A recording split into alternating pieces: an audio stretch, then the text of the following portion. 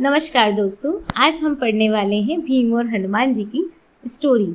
इसमें हम देखते हैं कि किस तरह से भीम का अभिमान हनुमान जी तोड़ते हैं। आप सभी जानते हैं कि आज हनुमान जन्मोत्सव है और इसी के उपलक्ष्य में एक छोटा सा प्रेरक प्रसंग कि किस तरह हनुमान जी की महिमा को भीम के सामने उन्होंने प्रकट किया। तो आइए देखते हैं। एक बार की बात है, हिमालय की घाटी में विचरण करते भीम को अलकनंदा नदी में कमल का एक पुष्प मिला, जिसे उन्होंने द्रौपदी को दिया। द्रौपदी ने कहा, प्रिय भीम, ये तो विलक्षण सहजदल कमल है। यह नदी में बहता आ रहा है तो ऊपर कहीं ना कहीं उद्गम होना चाहिए। एक ताजा पुष्प लाएं, मैं महाराजा युधिष्ठिर को भेंट करूंगी। भीम नदी के उद्गम की ओर चल पड़े।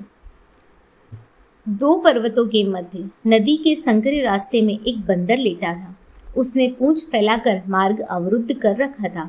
भीम ने उससे पूंछ समेटने को कहा। वह बोला, भैया, तबीयत खराब है, उठ नहीं सकूंगा। या तो लांग कर निकल जाए या पूंछ एक और कर दे।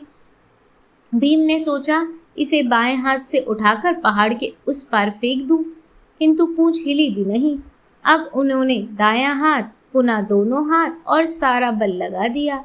पसीने से तर हो गए, फिर भी पूंछ नहीं उठी तो हाथ जोड़कर बैठ गए। भगवान, आप कौन हैं? बंदर तो आप हो नहीं सकते, कृपया परिचय दें। बंदर ने कहा, मैं पवन पुत्र हनुमान। भीम ने कहा, मैं वायु पुत्र भीम।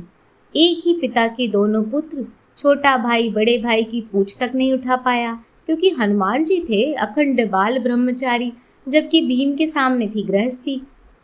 ब्रह्मचर्य में असीम शक्ति होती है। सृष्टि में सर्वोपरि बल ब्रह्मचर्य बल है। प्रत्येक बालक बालिकाओं में इंद्रियों का संयम पक्का होना चाहिए। मन के विचारों की शुद्धता से ही इसमें सफलता मिलती है। गीता पढ़ने से मन के विचार शुद्ध होते हैं। अंततः हम देखते हैं कि ये जो कहानी है, इसका जो अंत है वो ये कहता है हमसे, इस स्टोरी के इसका महत्व है कि व्यक्ति को कभी अभिमान नहीं करना चाहिए। जिस व्यक्ति ने जब भी अभिमान किया है उसका अभिमान हमेशा टूटा है। इसलिए व्यक्ति को हमेशा निर्मल स्वभाव का रहना चाहिए। धन्यवाद।